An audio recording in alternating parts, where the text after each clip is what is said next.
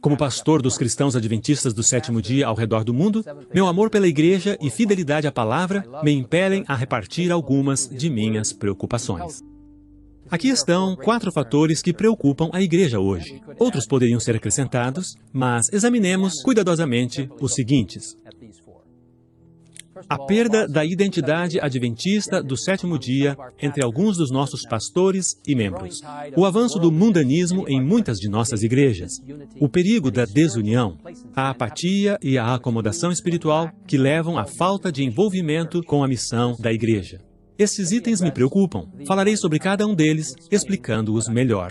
Primeiramente, é muito importante compreendermos que a Igreja Adventista do Sétimo Dia é muito mais do que uma outra denominação qualquer. De acordo com Apocalipse 14, ela nasceu do desapontamento de 1844, assim como a Igreja do Novo Testamento nasceu do desapontamento da cruz no ano 31 depois de Cristo. Nas duas ocasiões, os seguidores de Cristo compreenderam erroneamente a profecia e sofreram um grande desapontamento pelas situações que enfrentaram. Mas a partir dessas decepções, Deus providencialmente levantou um movimento divino destinado a impactar o mundo. De acordo com Apocalipse 12, 17, o povo de Deus dos últimos dias seria caracterizado, em primeiro lugar, por guardar os mandamentos de Deus e depois, por ter o testemunho de Jesus, que o anjo identifica em Apocalipse 19, 10, como o dom de profecia. De acordo com Apocalipse 14, 6 a 12, a Igreja de Deus do tempo do fim deveria proclamar a mensagem do Evangelho eterno no contexto das 3 mensagens angélicas e da segunda vinda de Jesus e convidar cada nação, tribo, língua e povo a adorar o Criador por meio da observância do sábado. Não existe outro movimento religioso no mundo que se encaixe nesse padrão. Não existe outra igreja ou denominação que satisfaça os critérios de Apocalipse 10, 12 e 14. Encontra-se aqui minha maior preocupação. Um grande número de nossos pastores e membros tem deixado de reconhecer o divino chamado profético que Deus nos confiou como igreja ou tem se esquecido dele. Há uma grande tendência de minimizar nossas diferenças com outras denominações. Em algumas igrejas adventistas do sétimo dia, as mensagens do púlpito são bem pouco diferentes de uma igreja protestante típica, provavelmente por causa da neutralização da Bíblia como a palavra de Deus. É de vital importância que baseemos as nossas crenças na palavra de Deus, usando um método bíblico histórico de estudar as Escrituras, buscando compreender as profecias a partir de uma perspectiva historicista. A palavra de Deus deve ser o fundamento de nossas crenças, fé e vida prática. O Espírito Santo nos conduzirá a toda a verdade se estudarmos a Bíblia, orarmos e ouvirmos a voz de Deus. Isso nos ajudará a estabelecer a identidade adventista do sétimo dia. A ausência da identidade adventista tem levado alguns a duvidar da literalidade dos 7 dias da semana da criação, negar o dilúvio universal e reduzir o sábado unicamente a um descanso do estresse, ao invés de um sinal que nos identifica com o próprio Criador e Redentor. Existem alguns que gostariam de reinterpretar as profecias de Daniel e Apocalipse para encaixá-las num modelo mais contemporâneo. Eles veem a interpretação histórica das profecias como uma relíquia do pensamento do século XIX. Lembro-me da clara declaração de Ellen White. O Evangelho completo é abarcado na mensagem do terceiro anjo. E em todo o nosso trabalho, a verdade deve ser apresentada como é em Jesus. Que nada enfraqueça a força da verdade para este tempo. A mensagem do terceiro anjo deve fazer o seu trabalho de separar das igrejas um povo que assumirá o seu papel na plataforma da verdade eterna. Nossa mensagem é de vida ou morte, e devemos permitir que a sua solenidade seja percebida. Temos uma mensagem de vida ou morte a apresentar ao mundo. Os adventistas do sétimo dia foram levantados como Noé, a fim de preparar o mundo para suas horas finais. Fomos levantados como João Batista para preparar o mundo para a vinda de nosso Senhor. Jamais devemos nos esquecer de quem somos e por que estamos aqui. Não podemos, não devemos e não iremos degenerar a pontos de nos tornarmos mais um entre tantos movimentos religiosos existentes com pouco foco no tempo do fim e sem uma clara razão para sua existência. Eu estou plenamente seguro de que, guiado por Jesus Cristo e fiéis à nossa herança profética, o movimento adventista irá triunfar afinal. Apelo a você de todo o coração. Seja fiel ao chamado que Deus lhe concedeu como adventista do sétimo dia. Abrace esta mensagem em sua totalidade e, cheio do Espírito Santo, saia para reparti-la com o mundo. Esta é minha segunda enorme preocupação. A crescente influência do mundanismo em nossas igrejas é alarmante. Jesus abordou este ponto quando orou: "Não rogo que os tires do mundo, mas que os protejas do maligno." João 17, 15. O apóstolo João acrescentou: "Não amem o mundo, nem o que nele há. Se alguém ama o mundo, o amor do Pai não está nele. Pois tudo o que há no mundo, a cobiça da carne, a cobiça dos olhos e a ostentação dos bens, não provém do Pai, mas do mundo. O mundo e a sua cobiça passam, mas aquele que faz a vontade de Deus permanece para sempre." Que lindos versos de 1 João 2, 15 a 17.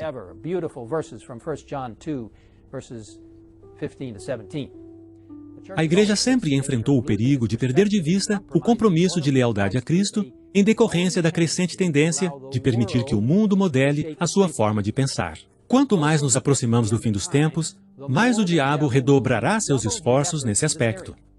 Estou preocupado com a avassaladora onda de mundanismo que está invadindo algumas de nossas igrejas. Padrões que uma vez foram valorizados pelos adventistas do sétimo dia, nas áreas da alimentação, do vestuário, da recreação e da diversão, bem como na observância do sábado, estão se tornando coisas do passado. Quando os membros usam joias como o mundo, vestem-se como o mundo, amam as formas de entretenimento do mundo, ouvem as músicas do mundo e apreciam as produções de Hollywood, a genuína espiritualidade definha, e o diabo fazia incursões na vida das pessoas. Quando a mensagem adventista de saúde, a qual está sendo abraçada por tantas pessoas sinceras no mundo, é deixada de lado e considerada como legalismo e fanatismo, ao invés de uma dádiva gloriosa do amoroso Criador, algo está tragicamente errado. Acrescento apenas que não iremos para o céu em função do que comemos ou pela maneira como externamos a nossa religião. Temos salvação por meio do poder e do sangue de Jesus Cristo. Mas a partir do momento em que Cristo entra em nossa vida e trabalha em nós de uma maneira poderosa, concedendo-nos justificação, o mesmo poder concede-nos a santificação, a qual nos ajuda a então termos a mente de Cristo. Filipenses 2:5 diz: "Seja a atitude de vocês a mesma de Cristo Jesus." Somos embaixadores de Cristo, como diz 2 Coríntios 5:20. Nós somos a luz do mundo, o sal da terra, como Mateus 5 fala. Jesus disse: "Assim brilhe a luz de vocês diante dos homens, para que vejam as suas boas obras e glorifiquem ao Pai de vocês, que está nos céus." Milhões de pessoas ao redor do mundo estão procurando algo diferente do que têm. No fundo, estão cansadas das tentativas de satisfazer os desejos do coração através das coisas deste mundo. Anseiam por um cristianismo genuíno, autêntico. Jamais iremos alcançá-las pelo comprometimento de nossos valores celestiais, descendo ao seu nível. Precisamos elevar o padrão. Este não é um tempo para flertar com as influências mundanas ou com o modo de vestir, comer e se divertir do diabo. Este é o tempo de erguer o padrão bem alto para o mundo o ver. Cristo vivendo em nossa vida e habitando em nosso coração faz uma dramática mudança no modo como vivemos. E isto me leva a outra preocupação: o perigo da desunião. Em João 17, Jesus orou pela unidade da sua igreja. Uma das estratégias intencionais do diabo é atacar essa unidade. Ele sabe que se a igreja não estiver unida, não cumprirá eficazmente sua missão. Com clareza profética, Ellen White nos deu este conselho divinamente inspirado: a unidade é a força da igreja. Satanás o sabe e emprega toda a sua força para introduzir dissensão. Ele deseja ver falta de harmonia entre os membros da igreja de Deus. Deve ser dada maior atenção à questão da união. Qual é a receita para a cura da lepra da contenda e dissensão? Obediência aos mandamentos de Deus.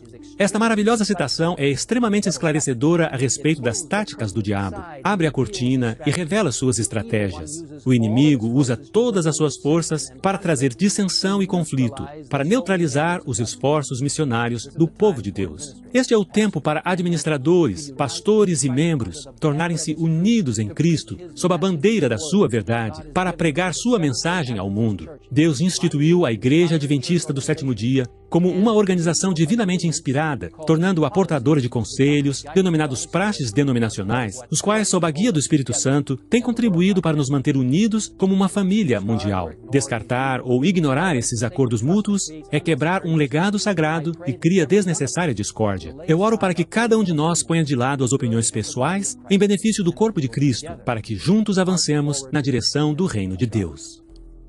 Vou falar agora a última de minhas principais preocupações.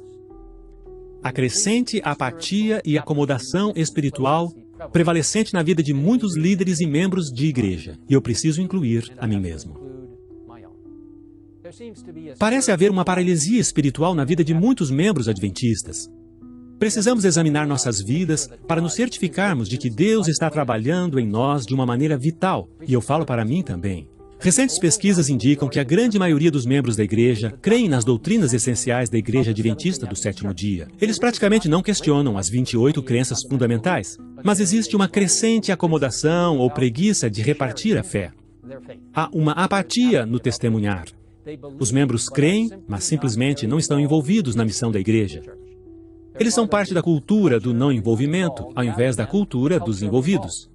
Não há fogo em seus ossos. Há pouca paixão por repartir sua fé em Cristo Jesus.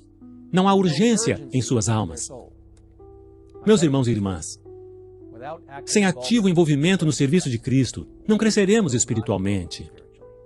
A profetisa de Deus não poderia ter dito de forma mais clara: a própria vida da igreja depende de sua fidelidade em cumprir a comissão do Senhor. Negligenciar essa obra é certamente convidar a fraqueza e a decadência espirituais. Onde não há ativo trabalho em benefício de outros, o amor diminui e definha a fé. Que poderosa citação!